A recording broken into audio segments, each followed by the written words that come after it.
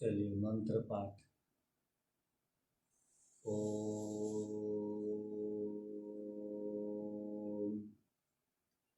सहना भवतु सहनौ भुनक्तु सह वीर्यं करवावहै तेजस्विनावधीतमस्तु मा विद्विषावहै। ओम शांति शांति शांति।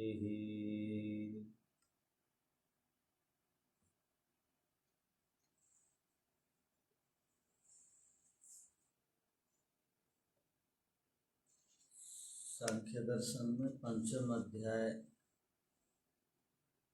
के 38वें सूत्र तक को हमने देखा था। वाच्यवाचक संबंध की सिद्धि में 3 कारण होते हैं, इस पर हम विचार कर रहे थे। अब इसका अर्थ को लिख लीजिए। पहले त्रिभिः संबंध सिद्धिः,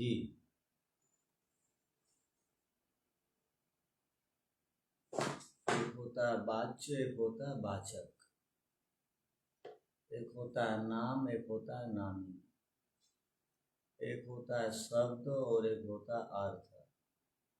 इन दोनों में जो परस्पर संबंध होता है, अर्थात शब्द के साथ अर्थ को जानते हैं। अर्थ बोलने से वो अर्थ अर्थात वो जो वस्तु है उस वस्तु को इस नाम से कहा जाता है। इसका ज्ञान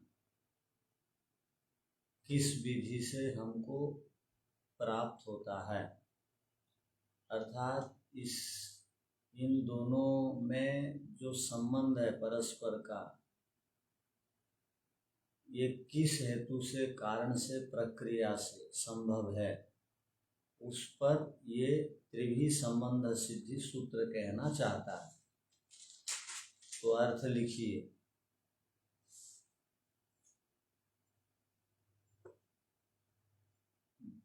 वाच्य और वाचक, इन दोनों में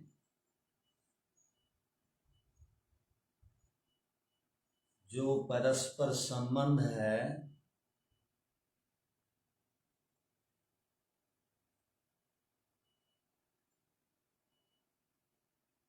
उस संबंध की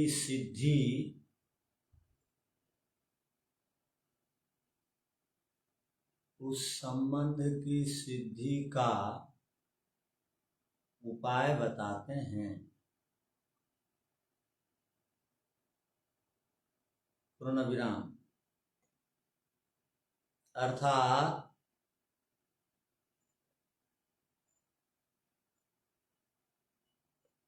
वाच्य और वाचक का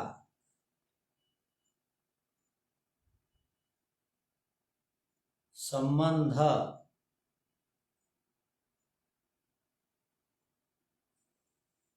बन किस प्रकार जाता है।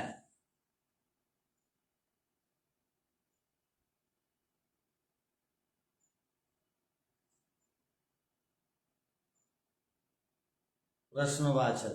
इन दोनों के बीच में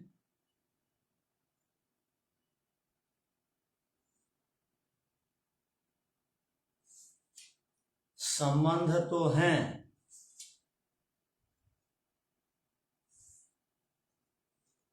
अल्प विराम, पर इन दोनों के बीच में संबंध बनता कैसा है।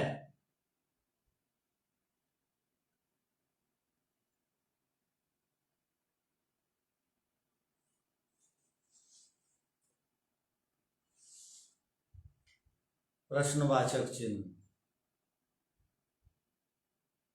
अर्थात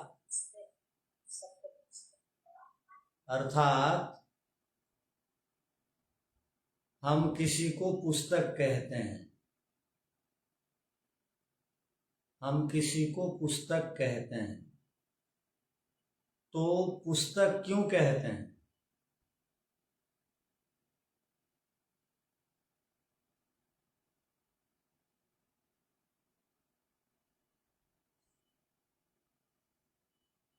हम किसी को लेखनी कहते हैं, तो हम किसी को लेखनी कहते हैं तो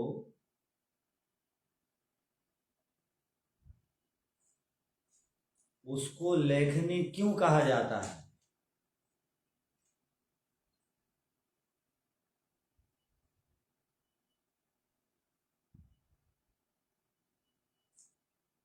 ये लेखनी एक वस्तु है। अल्प विराम। लेखनी एक शब्द है।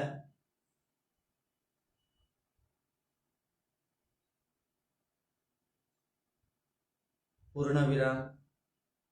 लेखनी शब्द का लेखनी वस्तु के साथ संबंध कैसे बनता है?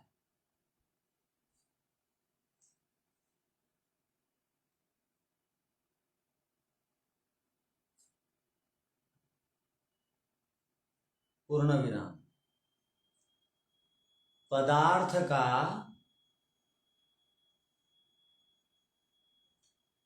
शब्द के साथ संबंध कैसे सिद्ध होता है?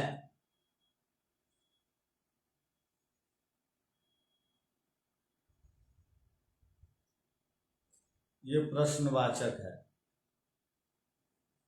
3 प्रकार से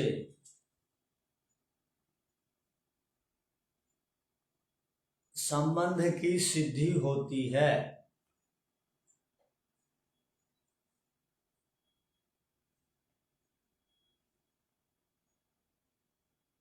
कौन से संबंध की सिद्धि होती है?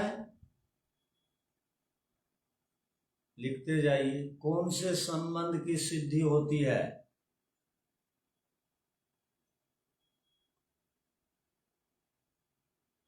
वाच्य वाचक के संबंध की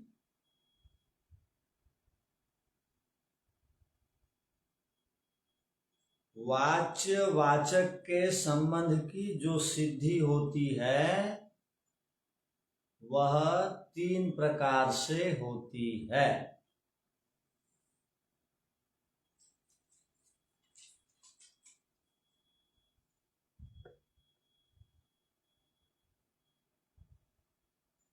तीन प्रकार क्या क्या? 3 प्रकार क्या क्या है? अब प्रश्नवाचक, उसको भाष्यकार कहते हैं।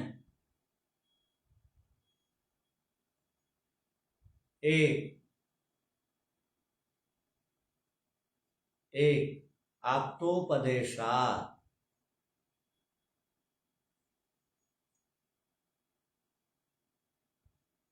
आप्त उपदेश होने से।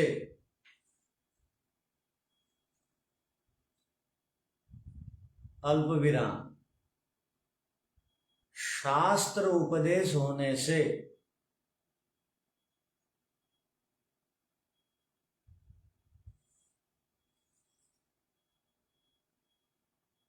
यह शब्द का यह अर्थ है। यह शब्द का यह अर्थ है, यह पता चलता है।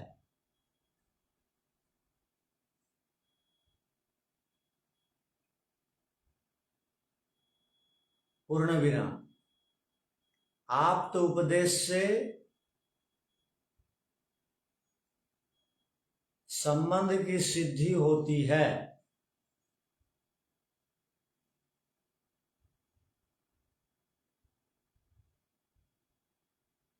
पूर्ण विराम।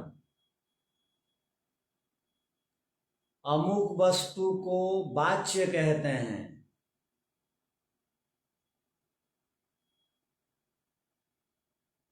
और अमुक वस्तु को इस नाम, अमुक वस्तु को इस नाम कोष्टक में वाचक से कहते हैं।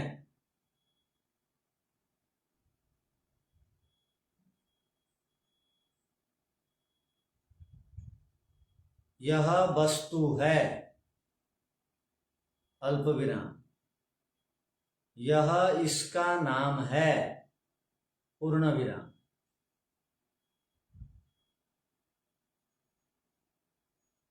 यह वस्तु है का अर्थ क्या है? यह वस्तु है, इसको क्या बोलेंगे? यह वस्तु है, अर्थात यह वाच्य है। यह इसका नाम है, अर्थात ये वाचक है।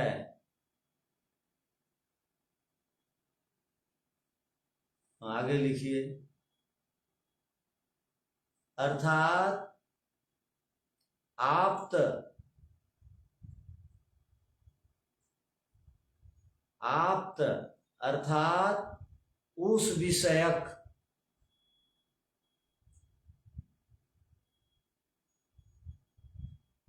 जानकार है। उस विषयक जो जानकार है, उसके द्वारा जब बताया जाता है तो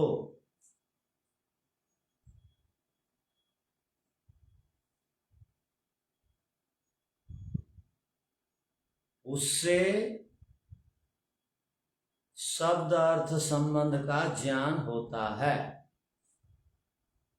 उससे शब्द अर्थ संबंध का ज्ञान होता है। जैसे गौ किसको कहते हैं?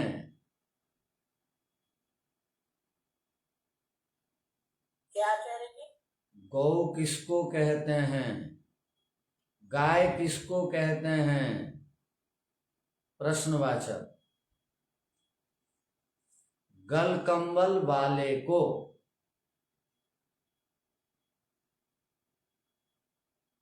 अर्थात जिसके गले में कंबल के समान लटकता है,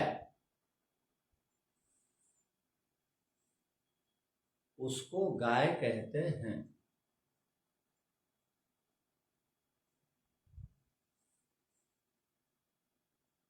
पूर्ण विराम। आप्तोपदेश से यह पता चलता है।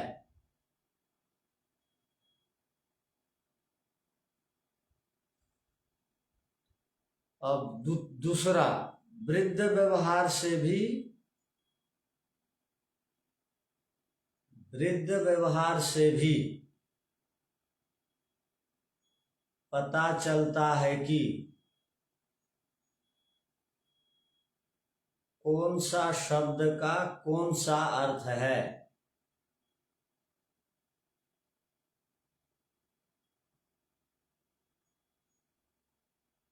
कौन सा शब्द का कौन सा अर्थ है। वृद्ध याने, वृद्ध अर्थात वृद्ध याने एक वयोवृद्ध, उम्र में बड़े।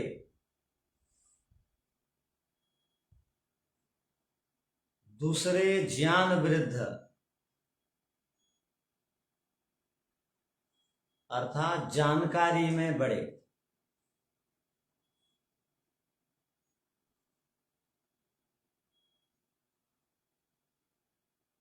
किसी बड़े आदमी ने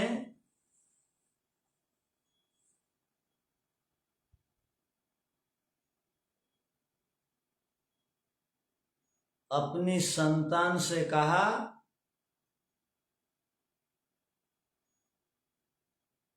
कि बेटा गाय को ले आओ।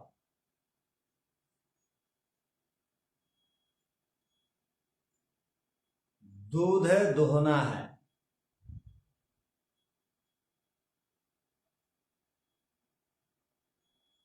तीसरे व्यक्ति दूर से बैठकर सुन रहा था।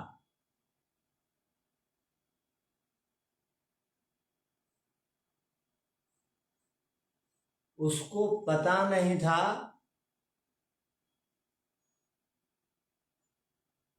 कि गाय किसे कहते हैं।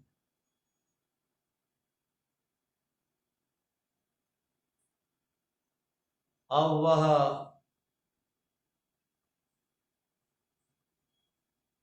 वृद्ध व्यवहार से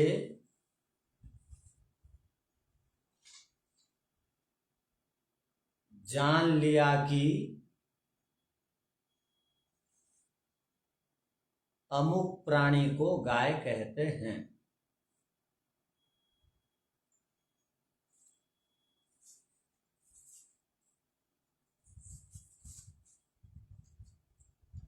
इसी प्रकार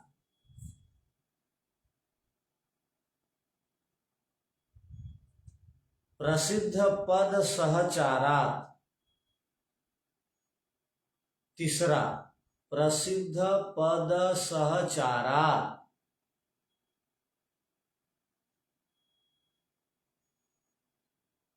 अर्थात प्रसिद्ध पद के सहचार से भी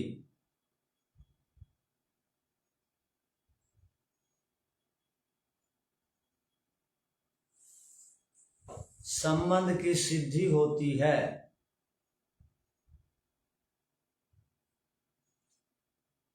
संबंध की सिद्धि होती है।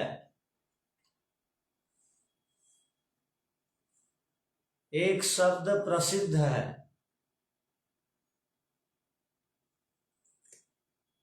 जिसको आप जानते हैं।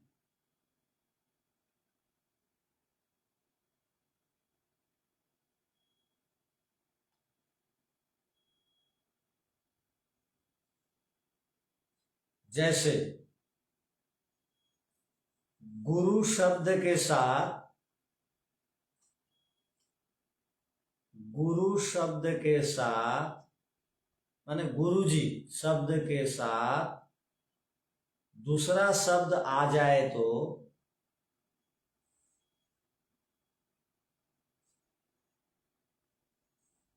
पता चल जाता है कि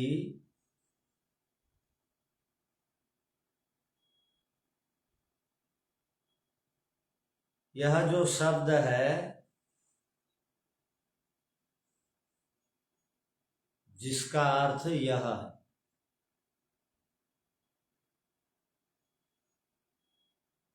जैसे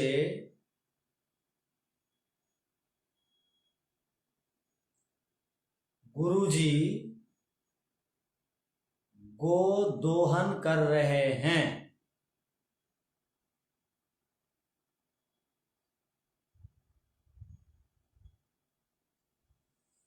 गुरुजी को एक आदमी जानता है,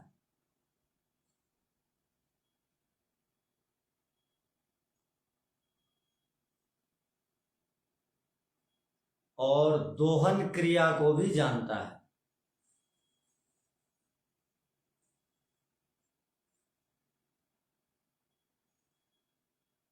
किंतु गाय को नहीं जानता था।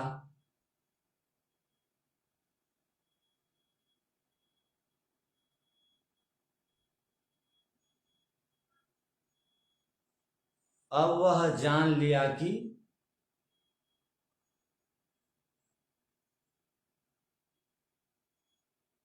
इसका नाम गाय है।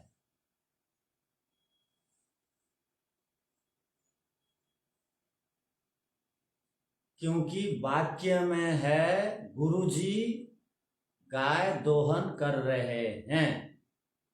तो दोहन को जानता है और गुरुजी को जानता है, और गाय को नहीं जानता था। अब वो गुरुजी के साथ गाय जुड़ा हुआ है बोल करके अमुक प्राणी को ही गाय कहते हैं, जान ले।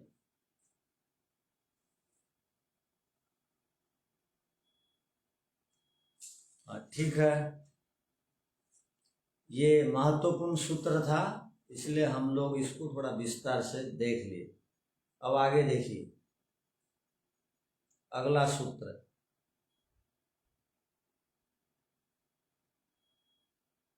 ननु शब्दस्य प्रामाण्यम क्रियार्थमेव यद्वा वस्तु स्वरूप प्रदर्शनार्थम अपि अत्रोच्यते। अब क्या कह रहे हैं देखिए, यहां पर एक प्रश्न उठता है कि शब्द प्रमाण में, वेद में, वेदादि शास्त्रों में केवल क्रियाओं का ही वर्णन है, ये करो, वो करो, ये करने योग्य है, ये करने योग्य नहीं है, केवल इन क्रियाओं का ही वर्णन है, अथवा किसी वस्तु के स्वरूप को भी बताया गया है।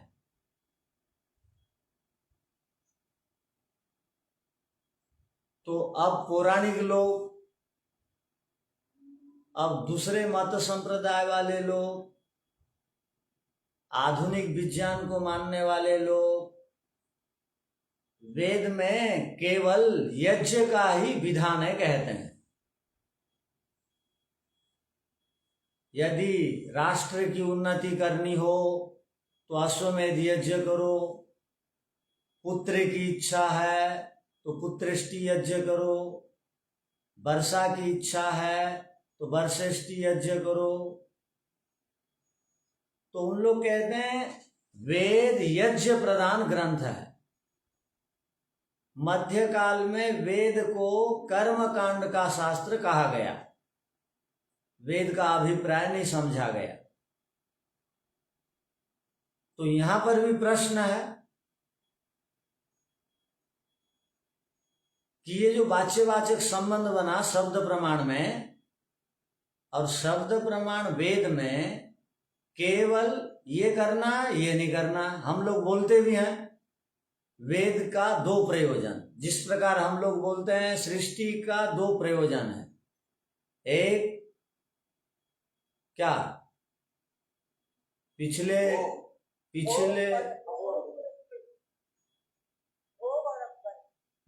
पिछले कर्मों के जो संचित कर्म है उनका फल मिलना, और दूसरा अपवर्ग को प्राप्त करना।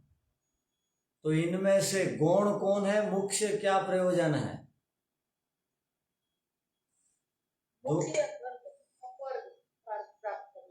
अच्छा, ईश्वर को प्राप्त करना ये मुख्य प्रयोजन है। और गौण प्रयोजन क्या है? पिछले कर्मों का भोग करना। अच्छा, आप यदि जन्म ले लिए हैं तो आपको तो प्रकृति के नियम के अनुसार कर्म फलों को तो भोगना ही पड़ेगा। अर्थात जन्म लेने मात्र से सुख दुख रूप फलों को भोगना ही भोगना है। अब केवल भोगने के लिए ही ये जन्म नहीं मिला है, वो भोगना तो गुण है। जन्म लेते ही हर किसी को भोगना पड़ता है। पशु पक्षी भी जन्म लेते ही भोगते हैं, मनुष्य भी जन्म लेते ही भोगते हैं, सुख दुख प्राप्त करते हैं। पशु पक्षियों को भी थक जाने से, सोने से अच्छा लगता है, हमको भी लगता है। पशु पक्षियों को भूख लगने से, भोजन करने से बढ़िया लगता है, सुख की अनुभूति होती है। वो बोल नहीं पाते हैं, अलग बात, और अधिक देने से खाते नहीं हैं। हम लोग भी जब भूख लगती है तो खाते हैं, तो कुछ आराम मिलता है, शांति आती है। तो दोनों तो भोग ही रहे हैं, किंतु वो अपवर्ग को प्राप्त नहीं कर सकते हैं, उनका वो लक्ष्य भी नहीं है। और हमारा मूल प्रयोजन है दुनिया में आने का मनुष्यों का कि अपवर्ग को, मोक्ष को प्राप्त करना, मोक्ष के साधनों को इकट्ठा करना और इस जीवन में मुक्ति तक का अधिकारी बन जाना, यह हमारा प्रयोजन है। जिस प्रकार सृष्टि का अर्थात सृष्टि में आने का प्रयोजन दो है, भोग और अपवर्ग, और मुख्य प्रयोजन है अपवर्ग देना, वैसे ही लोग बताते हैं कि वेद का भी प्रयोजन दो है, एक विधि और एक निषेध, और कुछ नहीं, ये करना ये नहीं करना।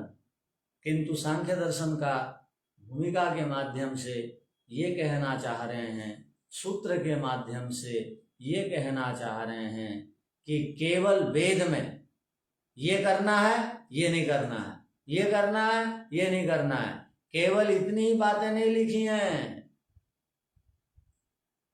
और क्या है तो कहा गया प्रत्येक दुनिया भर की जो आवश्यक वस्तुएं हैं, जो मनुष्यों के लिए आवश्यक हैं, उन सब पदार्थों के स्वरूपों का भी कथन किया गया है।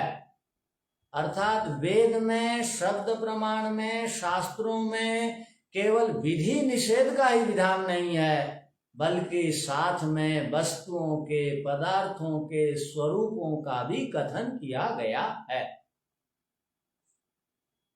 ये भूमिका। अब देखिए आगे,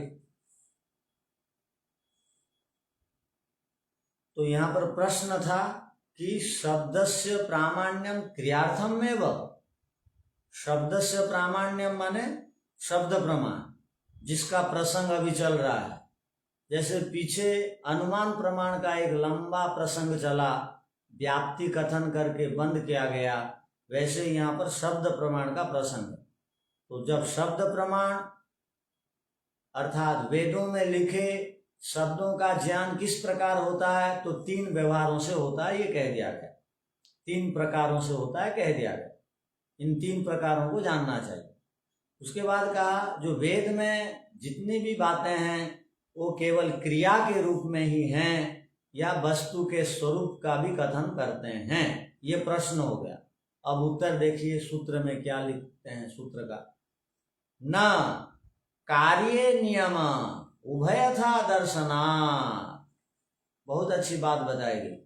क्या यहां पर कहा गया केवल अर्थात शब्द प्रमाण अर्थात शब्द की प्रामाणिकता केवल कर्म करने के लिए नहीं है, अर्थात कर्म करने का ही विधान, अर्थात वेद में केवल कर्म करना चाहिए, अमुक कर्म करना चाहिए, अमुक कर्म नहीं करना चाहिए, केवल ये नियम ही नहीं है, यही अनुशासन नहीं है। यहाँ जो नियम शब्द आया उभयता दर्शनात्, उभयता माने दोनों प्रकार के इसमें दर्शनात् देखे जाने से, अर्थात क्रिया के प्रयोजन के लिए ही केवल वेद का कथन नहीं किया गया है, साथ में वस्तुओं के स्वरूपों का भी कथन किया गया है। अर्थात वेदों में 2 प्रकार की बातें आपको हमको देखने को मिलती हैं, कहने का अभिप्राय यह है। अर्थात क्रिया करने का भी विधान है और वस्तुओं के स्वरूप का कथन भी शास्त्रों में हमको पढ़ने को, देखने को प्राप्त होता है। अब देखिए क्या कह रहे हैं सूत्र के भाष्य को। कार्ये नियमः न शब्दस्य प्रामाण्यम अर्थात शब्द प्रमाण, शब्दस्य प्रामाण्यम अर्थात शब्द प्रमाण अर्थात वेद वाक्य अर्थात वेद के मंत्र, क्रियार्थम में व स्थिति नियमों न, केवल वेद के मंत्रों में की क्रिया करनी चाहिए, केवल इसका नियम नहीं है। यतः क्यों उभयता दर्शनात्, हम वेद को जब पढ़ेंगे तो दोनों प्रकार की बातें देखने को मिलती हैं। वो कौन कौन सी दोनों प्रकार की बातें देखने को मिलती हैं? तो कहा शब्दस्य मंत्रात्मकस्य क्रियार्थत्वम वस्तु स्वरूप प्रदर्शनार्थत्वम जो उभयता प्रयोजनम दृश्यते। वेद का प्रयोजन दो प्रकार से देखने को प्राप्त होता है। एक तो शब्दस्य मंत्रात्मकस्य, वो जितने भी शब्द हैं वो मंत्र के रूप में अर्थात विचार के रूप में, मंत्र माने विचार के रूप में, और उस विचार के द्वारा मंत्र के द्वारा ये कहा जाता है कि क्रिया करो, क्रियार्थत्व, क्रिया करने का विधान है। अब वस्तु स्वरूप प्रदर्शनार्थत्व, और वस्तु के स्वरूप को प्रदर्शन भी उन मंत्रों के माध्यम से किया जाता है। वेद के जितने भी विचार हैं, वेद में जितने भी मंत्र हैं, वो दोनों प्रकार की बातों को वो मंत्र बताते हैं। कहने का अभिप्राय क्रिया भी करने को कहते हैं और वस्तु के स्वरूप को भी प्रकट करते हैं। अब केवल बोल देने से नहीं समझ में आएगी बात, तो भाष्यकार ने उदाहरण दे करके समझाया। क्या देखिए, उभयथा प्रयोजनम दृश्यते, दो प्रकार का प्रयोजन वेद का देखने को मिलता है। क्या क्या? तो कहा पूर्वन, पूर्वन अगर मिला के पढ़ेंगे तो पूर्वन्नेवेह कर्माणि, पूर्वन एव इह कर्माणि जीजी विषे शतम समाहा। अब देखिए यहाँ पर क्रिया का विधान किया गया है।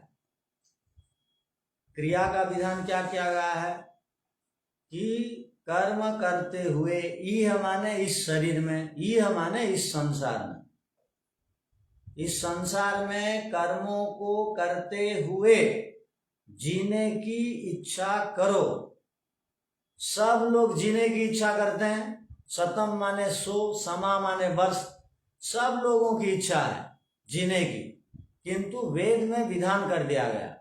देखो भाई, केवल जीने की इच्छा मत रखना, पशु पक्षी भी जीने की इच्छा रखते हैं, मनुष्य भी जीने की इच्छा रखते हैं, किंतु यहाँ पर कह दिया गया जीने की इच्छा तभी करना, कब? जब कर्म करोगे। कर्म करते हुए जीने की इच्छा करने की आज्ञा है। कर्म करते हुए जीने की इच्छा का विधान किया गया है। अर्थात कर्म में भी कौन सा कर्म करने का विधान है? कर्म में भी कौन सा कर्म करते हुए जीने की इच्छा रखनी चाहिए? तो वेदोक्त कर्म, ईश्वर आज्ञा पालन पूर्वक कर्म, और निष्काम कर्म और धर्म युक्त कर्म। महर्षि दयानंद जी ने इस मंत्र की व्याख्या में लिखा है, आप देखेंगे, वेदोक्तानि अर्थात वेद के अनुसार कर्म, धर्म अनुसार कर्म और निष्काम कर्म। तो कर्म करते हुए जीने की इच्छा करनी चाहिए। वो कर्म हो गया वेद से संबंधित कर्म, धर्म से युक्त संबंधित कर्म और निष्काम कर्म। निष्काम कर्म करते हुए जीने की इच्छा करनी चाहिए। ये देखिए, ये क्रिया है, ये विधि है। और निषेध क्या बनेगा कि बिना कर्म किए हुए जीना मत। अकर्मा दस्यु, जो कर्म नहीं करता वो शत्रु है देश का, राष्ट्र का, भूमि माता का भार है। तो यहाँ पर निष्काम कर्म करते हुए जीने की बात बताई गई। तो हम इसको पढ़ते हैं, क्रिया विधान नम, क्रिया का विधान है वेद में, यजुर्वेद में। अब देखिए ऋग्वेद का एक प्रमाण दे रहे हैं, क्या कि ईश्वर के स्वरूप का भी कथन आपको वेद में देखने को मिलेगा। अर्थात वस्तुओं के स्वरूप का कथन भी शास्त्रों में देखने को मिलता है। वो क्या है? तो कहा अग्नेर्होता कविक्रतुः सत्यश्चित्रः श्रवस्तमः। वो अग्नि अर्थात भौतिक अग्नि की बात यहाँ नहीं चल रही है। अग्नि माने ज्ञान स्वरूप ईश्वर। ज्ञान स्वरूप ईश्वर किस प्रकार हैं?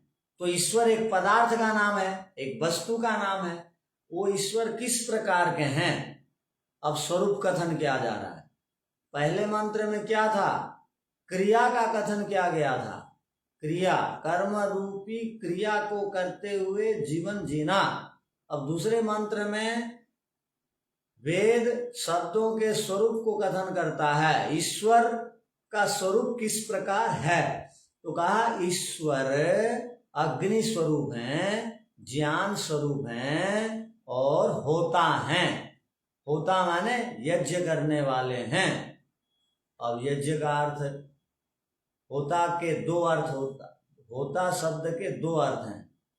क्या, एक देना और एक खाना। ईश्वर देते भी हैं और खाते भी हैं। होता का अर्थ, होता का मुख्य दो अर्थ हो गया, और होता का एक अर्थ संग्रह करना भी है। तो यहाँ पर दो अर्थों में से ईश्वर देते भी हैं, अर्थात पृथ्वी जल अग्नि वायु आकाश सब दे रखे हैं, हमारे सुख के लिए विभिन्न पदार्थों को देते हैं, इसलिए होता है। और लेते भी हैं, खाते भी हैं, भक्षण भी करते हैं। होता माने अदन करना, भक्षण करना। इसका अर्थ क्या हुआ, भक्षण करते हैं अर्थात क्या खाते हैं। आप में से कोई एक बताइए, ईश्वर क्या खाते हैं। जब मृत्यु हो जाती है तो हरण कर लेते हैं, प्राण का हरण कर लेते हैं। अच्छा, प्राण का हरण ईश्वर करते हैं। वो दृष्टा है। मैं खाने की बात कर रहा हूँ ना, वो क्या खाते हैं। जो यज्ञ में हम लोग सामग्री घी डालते हैं, ये सब उसको खाते हैं भगवान। वो तो बाष्प बन करके मेघ बनता है, तो बिना शरीर का खाए तो खाने की बात है तो आप क्या अर्थ लेंगे। होता का अर्थ खाना भी है। केवल मात्र दृष्टा है, हमारे कर्मों को देखते हैं। देखो खाने की बात बोल रहा हूँ। होता का एक अर्थ होता है अदन करना, भक्षण करना। क्या उसका अर्थ, ठीक है। अब सुनिए, आपने बोले तो एक देते भी हैं और वापस ले भी जाते हैं, प्रलय कर देते हैं। प्रलय में ईश्वर की व्यवस्था में जितनी चीजें हैं सब वापस लौट जाती हैं उनके पास, उसी को कहा गया भक्षण करना। प्रलय में वापस ले जाना, अपने अंदर ले जाना। प्रकृति ईश्वर के अंदर है, प्रकृति में लीन हो जाते हैं सब पदार्थ। इसका अर्थ क्या हुआ, प्रकृति ईश्वर के अंदर है, जीवात्मा ईश्वर के अंदर है, तो सब पदार्थ ईश्वर में समा जाते हैं प्रलय में। इसी को कहा जाता है वो भक्षण करते हैं। तो वो ईश्वर, और वेद में ये सारी बातें लिखी हैं। तो हम लोग क्या सोच रहे थे, वेद में केवल कर्म कांड है, ऐसी बात नहीं। वेद में विज्ञान भी है, वेद में ईश्वर का स्वरूप को भी उद्घाटित किया गया है, बताया गया है। तो यहाँ पर कहा गया अग्निर्होता, ईश्वर होता भी हैं। अग्नि माने भौतिक अग्नि नहीं है, वो ज्ञान स्वरूप हैं, वो कवि हैं, क्रांत दर्शा हैं। अब बोल सकते हैं आप, वो दृष्टा हैं, वो दूरदर्शन है, वो प्राज्ञ पुरुष हैं। कवि माने सर्वज्ञ हैं, क्रतु माने सब कुछ बनाते हैं, करता है, सब पदार्थों के वो करता है, क्रतु माने। सत्यश्चित्र, वो अविनाशी हैं और विचित्र हैं। चित्र माने अर्थात पता ही नहीं लगता है, चित्र विचित्र सब कर्म फलों को प्रदान करते हैं, वो विचित्र हैं, ध्यान रखना। वो क्या यहां पर कहा गया सत्य हैं। सत्य अर्थात जितने भी सत्तात्मक पदार्थ हैं दुनिया में, सबसे बढ़िया सत्तात्मक पदार्थ को कहा जाता है सत्य। ईश्वर को जब सत्य कहा जाता है तो सत्तात्मक पदार्थों को सत्य कहा जाता है। जितने भी दुनिया में सत्तात्मक पदार्थ हैं, सबसे बढ़िया यदि सत्तात्मक पदार्थ कोई है तो वो ईश्वर है। अर्थात ईश्वर की सुंदरता की तुलना बाकी पदार्थों की सुंदरता के साथ नहीं की जा सकती, इसलिए उनको अनुपम कहा जाता है। उनकी उपमा नहीं दी जा सकती है किसी भी पदार्थ के साथ, सुंदर से सुंदर पदार्थों के साथ। अब बाणों में बल से युक्त पदार्थ के साथ उनकी तुलना नहीं की जा सकती है।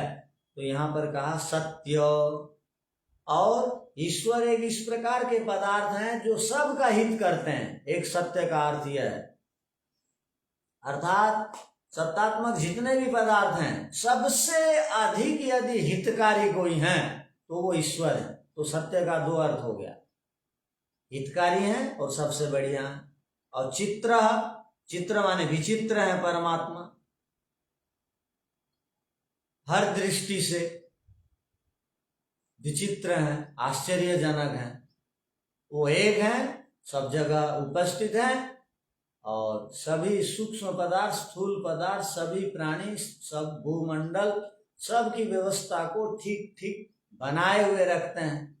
कभी भी सोते नहीं हैं, हर क्षण जागे हुए हैं, तो विचित्र हैं। श्रवस्तमः, वो तमः माने श्रव माने सुनने वालों में सबसे अधिक सुनने वाले।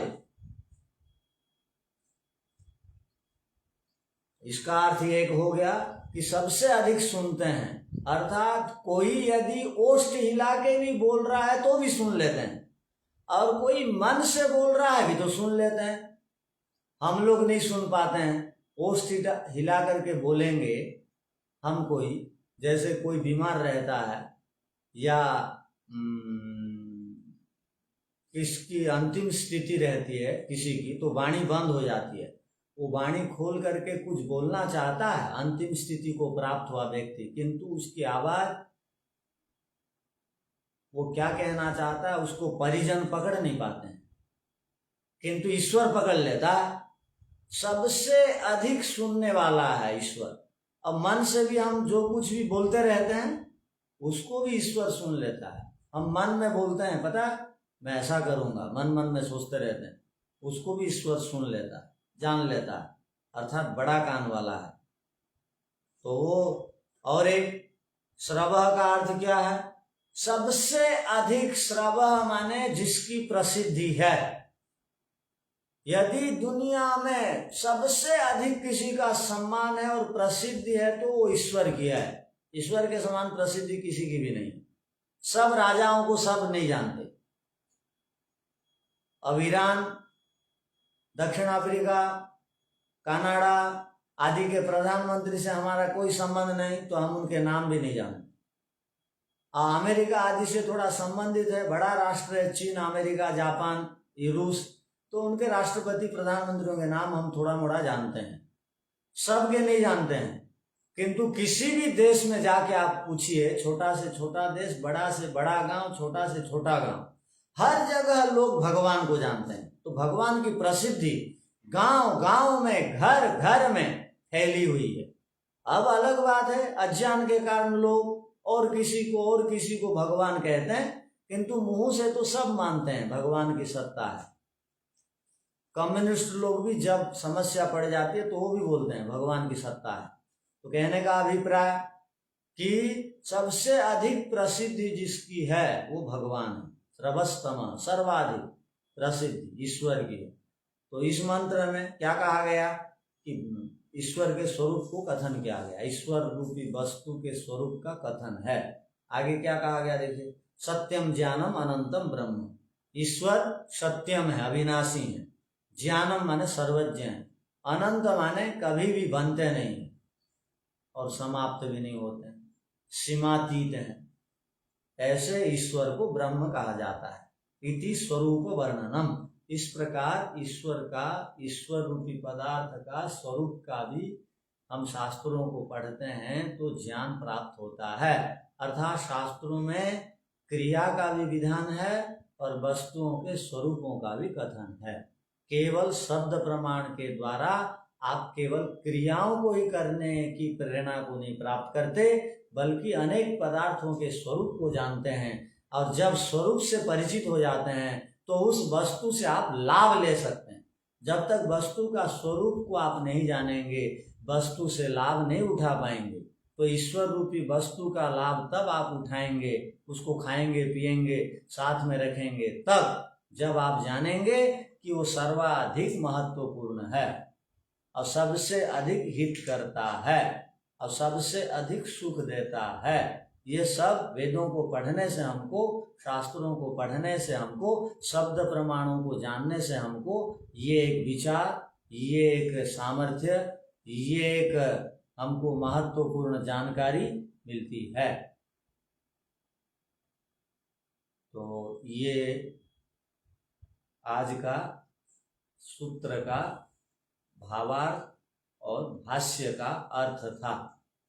अब इससे संबंधित और जो भी बातें हैं आगे हम पढ़ेंगे। ओम शांति शांति शांति। सबको सादर नमस्ते।